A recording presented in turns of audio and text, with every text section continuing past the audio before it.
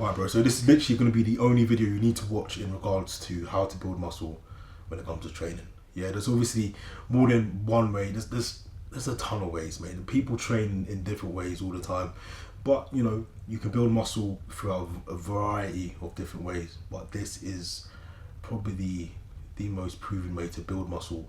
And it's the way I've been doing this shit for the longest time, you know, and it's worked, obviously. So literally just sit down and watch this entire video. It's going to be quite long, but if you just listen and apply everything I tell you in this video for the next 1.5 years, 2 years, you're going to grow some tissue, bruv. Yeah, so in regards to how we train to build muscle, first of all, we need to establish exactly how do we build muscle. Very, very simple.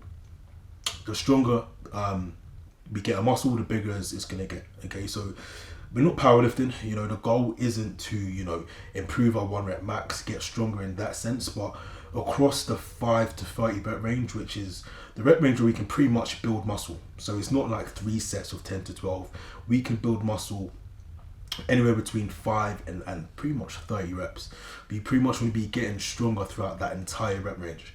Okay, so again, like I said, the stronger we get a muscle, the bigger it's going to be. So within that 5 to 30 rep range, we get strong within that rep range, we're going to build muscle. Okay, there's a couple, you know, mechanisms of hypertrophy. I don't want to overcomplicate it too much, but we got mechanical tension, we got metabolic stress, and we got muscle damage. Pretty much, you know, there's a lot of studies showing that mechanical tension is the best driver for hypertrophy. Basically, just get fucking strong, bro. Yeah, just put a lot more weight on the bar than last time, and you're gonna build muscle, so long as your form is pretty good. Okay, so that's pretty much the basis of what my training has been over the last couple of years, bro. I've been fucking killing myself, getting strong as fuck, keeping my training execution on point, and you know, as a result, it's yielded me a lot of muscle in the process. So, in regards to that, we get stronger, the muscle's gonna get bigger. How exactly do we apply this within our training? Now, in regards to my training, you know, some of you guys, you know, you see me train all the time. You might have heard me say I only do around 2 working sets per exercise. Now, 2 working sets per exercise, you might be thinking, oh, that's not really that much. You might be working at around 3, 4, even 5 sets per exercise. Like I used to do that as well. I'm not saying you can't build muscle with a lot more volume, because you can, you know. You can build muscle with a lot more volume. A lot of bodybuilders have done this, you know, they do a lot of volume. They don't necessarily go to absolute failure when it comes to these sets, but, you know, if you accumulate volume over time, you know, you're eating, you're doing everything you need to do outside of the gym, you will build muscle over time, you know. But I find, well, at least for me anyway, a low volume, high intensity approach is probably one of the most guaranteed ways for you to build muscle, especially if you're a natural lifter as well, you know. So, but how does that look? 2 working sets to absolute failure per exercise. That's literally all I do. Literally 2 working sets to absolute failure. When I say failure, bro, I mean failure, bro. Like the last rep, I literally can't complete another rep. That's when you know you're going to absolute failure. Okay, and obviously when you have that approach, when you're taking your sets that far, with the maximum load as well for that set, you don't really need that many sets. You don't really need that much volume, because you're not going to be able to recover. You know, so again, just going back to that whole basis of, you know, get the muscle strong, you know, use as much weight as you can for the desired rep range, and take those 2 working sets to failure. You're not going to need that many sets to grow. And I found that it's worked over the years, bro. You know, 2 working sets is more than enough. Sometimes I do maybe 3 working sets for maybe a lagging muscle group, but pretty much the majority of my work, like 90% of the work I do in the gym, all my compound movements, I do around 2 working sets. That's excluding the warm-up sets leading up to those 2 working sets as well. So in regards to actually like picking the weight, like I said, we can work in between that 5 to 30 rep range. We're doing our 2 working sets per exercise. These 2 working sets, in regards to the rep ranges, they'll be a little bit different. So maybe for my top set, so the first working set, I'll do around 5 to 9 reps, 6 to 9 reps. So it's quite heavy. So I'm going to pick a weight. Okay, this is very important. I'm going to pick a weight where I'm going to fail, but ideally I'm going to fail in between that 6 to 9 rep range. For example, let's say flat bench press. Currently, well, I can't even train, man. My chest is fucked. I injured my chest, so I got pushed late today, and I'm not training chest. It's not like I need chest anyway, bro. I've got too much chest, so I'm only doing shoulders and triceps today. But for example, my top set 5 to 9, I'm going to pick a weight where I'm going to fail in between that rep range. Okay, so for me on a flat bench press, it'll be around 160 kilos. The most I've got with 160 kilos, so 3.5 plates, is 8 reps. Okay, and obviously I worked my way up to that. You know, the first time pretty much I touched 160, I got shy of around 5 reps. Okay, so I'm pretty much going to stay at 160 kilos until I surpass that 9 rep range, until I'm getting around 9-10 reps. So let's say push 8, my first push day of the week, you know, I do 160 for 5 reps. Next week again, I do push 8, I get 6 reps. I'm talking to failure though, to absolute failure, I get 6 reps. The following week, 7, following week 8, following week I might get 8 again, following week 9, following week 10. So I've surpassed that 5 to 9 rep range. What am I going to do for my top set? Now I'm probably going up to 165, or I might touch 170. And when I touch this 170, I might get 4 reps. It doesn't matter. It's new weight. I'll work my way up to around 9 again, make sure I surpass that 9 rep range. It's that simple. But obviously, to ensure that, you know, that progression is happening and you don't forget, make sure you logbook. Where's my fucking, give me a second. Let me get my logbook, bro. Let me get my logbook. Fucking hell. I don't even think I have it. Where's my logbook, bro? Shit.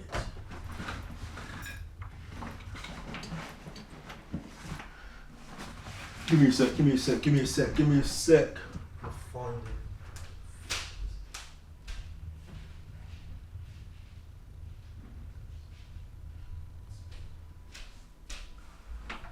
Bro, this is long. Anyway. Bro, I can't find it. Every time I always lose my fucking logbook. But a logbook essentially is just a book. Literally, it's just a notepad, yeah. I literally just write down the session I got for the week, all the sessions I have for the week. I write it down in my logbook. Literally every single exercise I'm gonna do, and then I pretty much just jot down the weight and the reps that I get. I'm out of breath, bro. Shit. Life of a bodybuilder, isn't it? It's just long. It's just long. I'm 5'7", yeah. Sorry, I'm prepping as well, so I am dropping weight. I weighed in at 96.2 this morning. But even that, mate, even that weight for 5'7", it's not ideal, is it? But that's bodybuilding. But anyway, just got distracted again. Logbook. Literally, get my logbook, jot down the session that I have for that day, write down the actual weight, reps, and sets that I do. Okay, in the logbook. Whatever I get, I draw it down. Okay, so whenever I come to do that session again for the following week, I know the numbers I got, and I literally just try to beat that. Let's say I got 6 reps with 160 on a flat bench press. When I come to do that session again for the following week, okay, 6 is jotted down. What do I need to do? I need to get 7. I need to get 7 reps. That's it. That's all it is. That is all it's about, progressing. Like, most people don't want to be that meticulous with things. You know, you don't want to be that guy. Most people don't want to be that guy in the gym with a fucking notebook and a pen. Do you know what I mean? It's a bit much. But me, I don't give a fuck, bro. I'm going to do it. I've been doing it for years and it's been working. Even if you just write it down in your notes on your phone, that's completely fine. It's up to you. But just make sure you're logging your progress so you can ensure that you are progressing from session to session. Because, mate, there's going to be some days where you go into the gym, yeah, you just can't be fucked, right? You just feel tired. You're not going to, if you don't log anything, you're not going to push that maximum load. Do you know what I'm saying? You're not. Like, if you wrote, okay, I jotted down 160 for 6 for this session. I come again for my session for next week. I don't feel like doing it. I feel weak on the warm-ups. If I did not note down I got 160 for 6, more than likely I'll probably do like 140, bro. Do you know what I mean? Just to chill out a little bit. But the fact that I wrote it down, it's holding me accountable, bro. It's holding me accountable. I need to push this way. It doesn't matter how I feel right now. 160, I need to get 7. And then you'll get 7 despite how you feel. It's just going to feel so much better and it's going to hold you accountable and, you know, it's going to guarantee progress. Do you know what I'm saying? No matter how you feel. So save yourself the headache. Make sure you logbook and just, you know, just track your lifts, okay? But that's pretty much it for the top set. Like I said, we're doing 2 working sets. The top set, I'll do anywhere between 6 to 9 reps. And then the backup set typically will be around 10 to 15, 10 to 12. So obviously the load is going to be a little bit lighter. more than likely it'll be around 20% less of your top set. And obviously we're trying to get more reps. Again, we're still trying to go to failure. But yeah, 2 working sets, that's pretty much it. Obviously, like I said, the rep ranges vary between 5 and 30. And obviously there's going to be some exercises and some muscle groups that favor certain rep ranges compared to others. For example, like when it comes to like a dumbbell lateral raise for the side delt, you're not really going to be working in that 6 to 9 rep range. That's too fucking heavy, bro.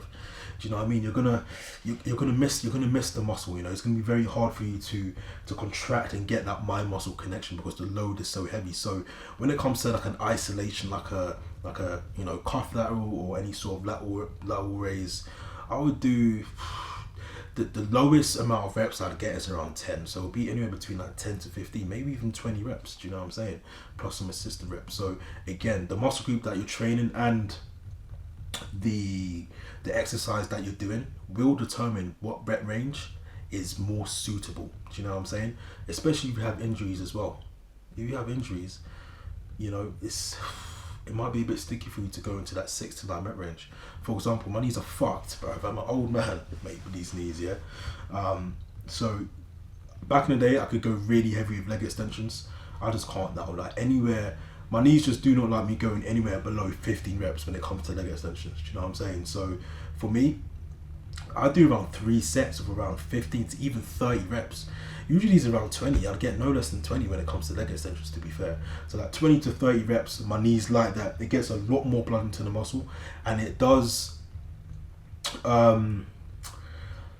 It's less mechanical tension and more metabolic stress. Metabolic stress is another mechanism of hypertrophy, right?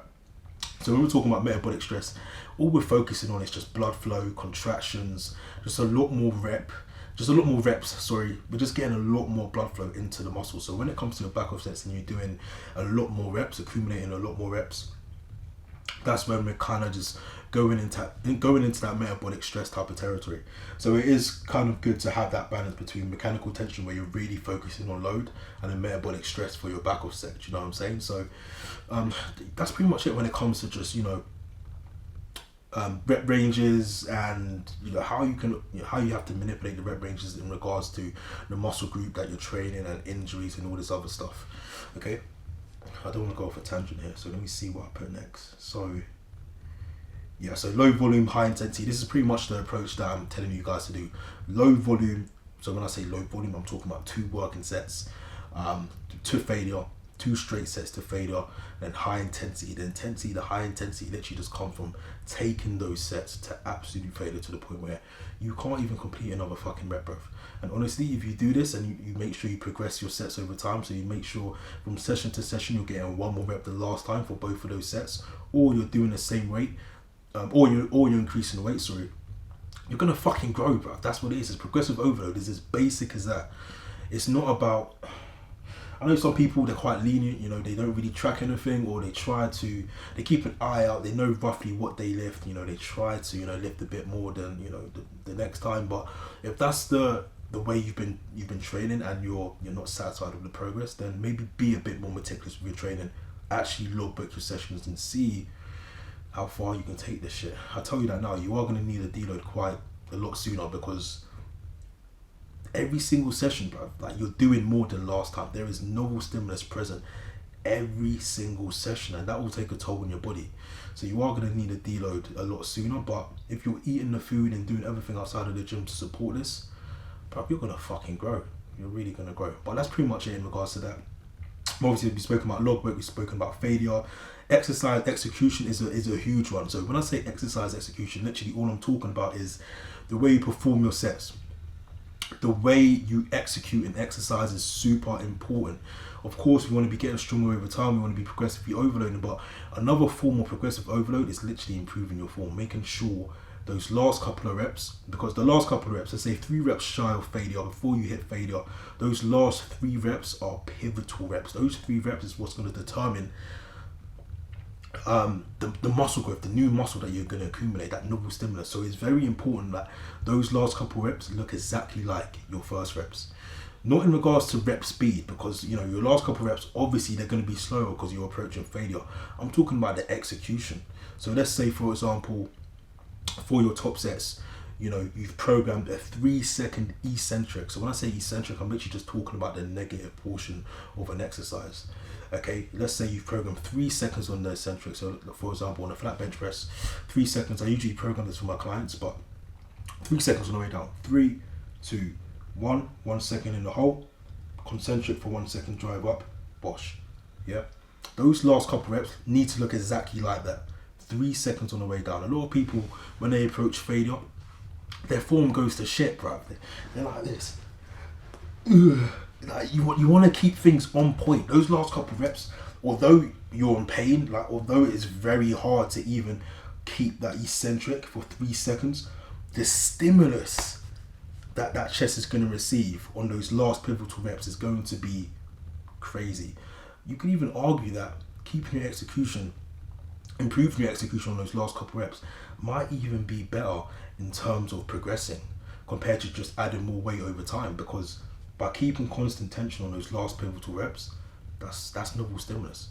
Like you are forcing the chest to eccentrically load. You're forcing the chest to keep tension on there. Do you know what I'm saying? So it's very important for you to work on your training execution, and a good way to do this, like I mentioned, is eccentrics. So for your top set, back in the day when I was really trying to learn how to execute certain exercises, I'd program like 3 seconds on the way down for like my top sets when it comes to most exercises. And when it came to my back off sets, so my second working set, I'd program around 2 seconds on the way down. So the set will be a little bit faster because I want to accumulate a bit more reps, but the execution does not change at all. Now I don't really count, the amount of seconds that I'll come down in regards to the negatives for certain exercises, because I've been doing it for so fucking long. Do you know what I mean? I just know how to do it. Both my working sets, I'll just say, 2 seconds on the way down for both my working sets now. But if you really want to improve your training execution, like let's say you've been training for maybe 3, 4, maybe 2, 1, whatever, 2 seconds on the way down for your back off set and 3 seconds on the way down for your top sets. That's really going to help with your training execution, and it's really going to improve that mind muscle connection as well, man. So keep that in mind. But your training execution is very important. Make sure on those last couple of reps that you are trying to keep the same level of training of exercise execution on your first reps. Okay, does that make sense? So your last couple of reps, just make sure you keep the execution on point. That is very, very, very important. Okay. Also, it's going to help you to, like I said, keep tension on the muscle, and it's a hard one because it's very easy to say, okay, like make sure your execution is on point, but it's all up here as well, man. Especially on like hard exercises like a leg extension.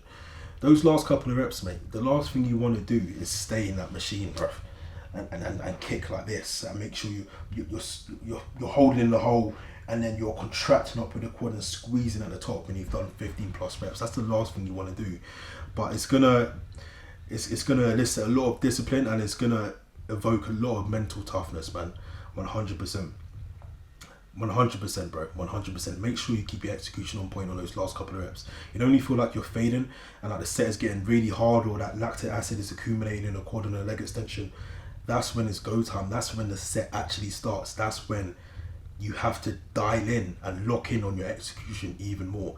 And that's the battle that nobody really talks about. A lot of people they shit the bed when it comes to that point in a set. They fucking shit the bed, bruv. Do you know what I mean? They come out the machine or they speed up the reps. You fuck the setup already. If you're going to be doing that, then more than likely you need more volume to grow, because you can't take a set to failure to that level of intensity. When I say intensity, I'm not just talking about taking a set to failure. I'm talking about keeping those last reps exactly the same as those first couple of reps. It takes time though. It took me a lot of time. But if you're fucking crazy, if you're heartbroken, you're going to do shit like that anyway. You just want to torture yourself. But that's pretty much it when it comes to training execution. Move on to the battery died.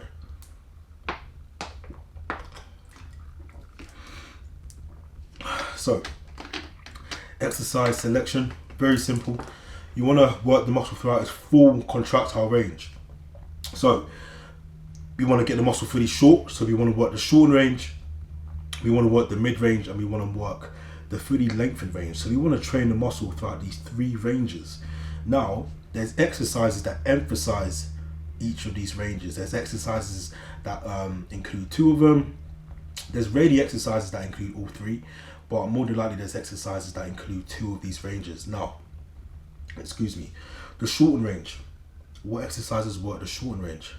When it comes to getting the muscle fully short, like the chest, sorry, fucking got acid reflux. Yeah, so in regards to getting the muscle fully short when it comes to the chest, a great option is the pec deck fly. So we're pretty much just trying to get the pec fully short, drive the biceps across that midline, getting the chest fully short here. That's going to work the shorten range. Okay, another example of exercises that work the shorten range is the leg extension. There's no exercise that's going to get the quad fully short like the leg extension. So you need to make sure you're implementing exercises that really work that short range, especially if it's a lagging muscle group for you. It's very important you work that short range. Okay, mid range. The mid range is where you're going to be pretty much the strongest. This is pretty much the most compound exercises. So we're talking any sort of shoulder press, chest press, leg press, squat variation. These are all going to work the mid range. So we're going to be able to load the muscle a lot more when it comes to the mid range. These also work the lengthen range as well. Especially like a leg press, I'd say, but specifically when it comes to the lengthen range for the triceps, for example, anything overhead where you're bringing the humerus over your head and extending, that's going to work the lengthen range. But I'm sure you can type on Google like exercises that emphasize each part of the contractile range. So the shorten range, the mid range, and the lengthen range, literally just search up exercises that emphasize all 3. But when it comes to that, literally, you just want to be picking 3 different exercises per muscle group. When you understand that, you really need 3 exercises per muscle group. For example, when it comes to chest, make sure let's say you're doing push-pull legs, when it comes to training chest, have a pec fly in there. Have an exercise that works the mid-range, like an incline press.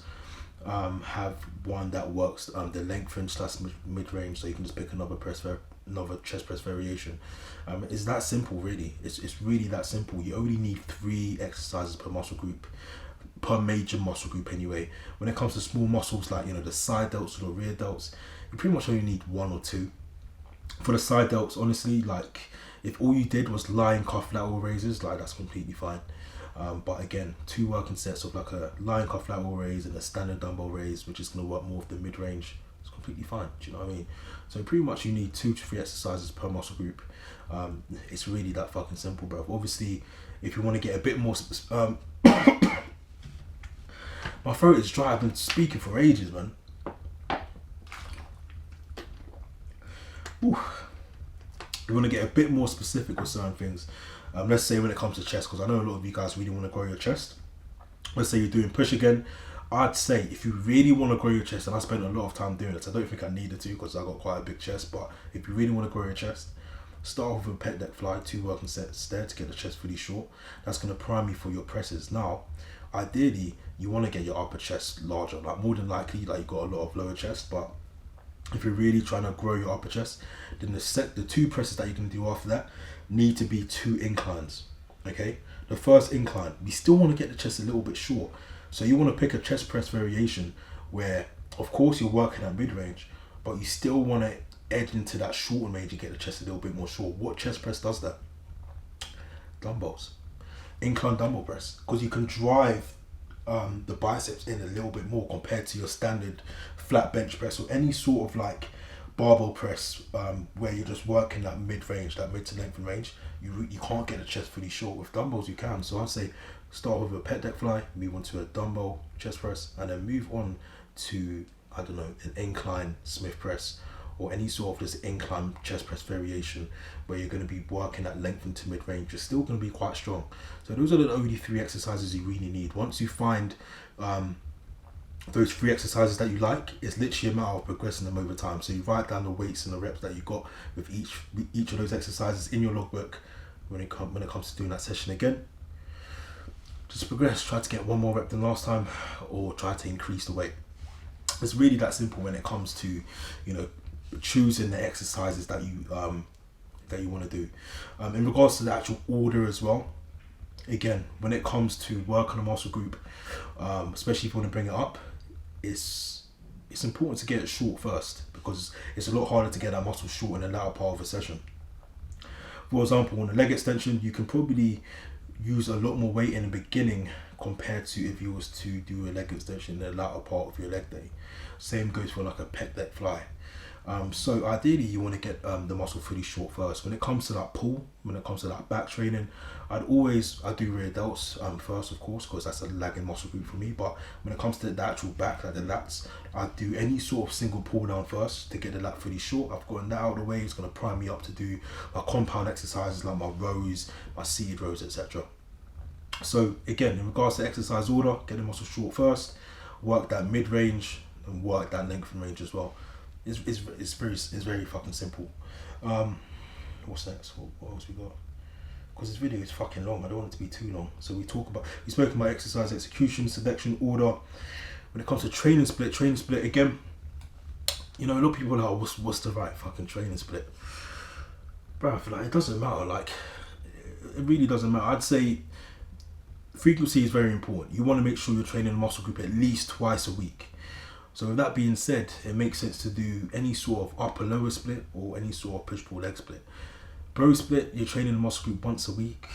Like, you're just halving your chances of building muscle. Yeah, do you know what I mean? Like, if you want to grow like the fastest way you can, then you want to make sure you're training the muscle group at least twice a week. You don't really need to be training the muscle group any more than that. So I'd literally just opt for either like an upper lower split, full body. You can do, if you can only train 3 times a week, then full body 3 times a week is fine. Or the split that I love is push pull legs. Push pull legs has been, bro, I've been doing that for years, mate. I've been doing it for fucking donkey years, bro, and it's worked. Where you can train the muscle group twice a week. Whether you do it in a 7-day split or an 8-day split, it's completely up to you. I'll talk about the 8-day split. The 8-day split is a very good fucking split that a lot of people do not do. But the sessions fall on different days throughout the week. Okay, so we got push. So let's say we're going to start on a Monday, yeah? Push Monday, pull Tuesday. We're going to take Wednesday off because the pull day on the Tuesday, we're going to be hip hinging. So we're going to pull from the floor, whether we do an RDL or a stiff leg or a deadlift, is completely up to you. But we're going to do push Monday, pull Tuesday, off on a Wednesday. Thursday we have legs. Friday we have off, because after legs, if you're really training hard, then you should be fucked. There's no way you're training after legs. I know some people do, it's completely fine, but for me personally, I can't fucking train after legs. But we got legs on a Friday, Push Monday, pull Tuesday, off Wednesday, Thursday legs, Friday is off. Then Saturday, back to push. Sunday, pull. Off on a Monday. Tuesday legs, off. So you're repeating. So push, pull, off, legs, off, repeat. So every single session is going to fall on a different day every single week. If you can do that, because I know some of you guys can't really do that and you got work and all this shit. But I think that's the best fucking training split to build muscle, man. You got adequate rest. You're training pretty much 5 times a week. You got rest after pull because you pulled from the floor, so you're giving the lower back a bit more rest because you obviously got legs the following day. You fuck up legs and then you rest again, and then you go, oh, it's a lovely split, honestly. That push pull leg split is perfect. I know some people do like push pull off, push pull legs off, push pull legs off. But if you're going to deadlift and then you got legs the following day, I think in the beginning you can get away with it. I used to do it, but you know, the stronger you fucking get, mate, the more rest you need. So even if you was to do like a pull, push, off, pull, push, legs, off, repeat, that might be alright. But honestly, I'd really opt for the 8-day split where you're doing push, pull, off, legs, off, repeat. I think that's the best split. I think that's the best fucking bodybuilding split, I'll be real. When I was running that, it was perfect. But obviously you don't get the luxury of having every single session fall on the same day every single week. Do you know what I mean? So you might need to be wary of that. But again, if you're going to take anything from this section of the video in regards to training split, make sure you're training a muscle group at least twice a week. From there, it's literally a matter of what can you adhere to. Do you know what I mean? Is it ideal for you to train 6 times a week if you're fucking, I don't know, doing construction like 7 times a week? It's not ideal, is it? Like it's gonna be long. So if you can't adhere to like a 5-6 day split, then you probably need to do like a 4 or 3 day split. Maybe 3 days you do full body 3 times a week, or you do upper lower upper, or you do a 4-day split where you do upper lower off, upper lower off. Like, it's completely up to you. But that's pretty much it when it comes to training splits, man. Again, like when it comes to those training splits as well, the same low volume, high intensity paradigm occurs here as well. So of course we're doing around 2 working sets. We're taking those sets to absolute failure. We're doing that 5 to 30 rep range. So for your top set, you could do 6 to 9 reps, back off set 10 to 12, or you could do 2 working sets of 15 to 20, or you can do 2 working sets of 10 to 12. It's completely up to you which rep range you want to do. But I like the 6 to 9, 10 to 12 type of approach when it comes to that. In regards to intensifiers, this will be the last thing I'm going to fucking cover. Intensifiers, what are intensifiers? We're talking about rest pauses, drop sets, all of that shit. I've done a lot of it. I think it's nice. I think it's nice to kind of drip it into like a low volume, high intensity type of plan that we're doing. So for example, like for your back off set, you can throw in like a rest pause. So you take that back off set to failure, you rest 20 seconds, then you go again. It's a nice way to sneak in a little bit more volume, especially if it's a lagging muscle group as well.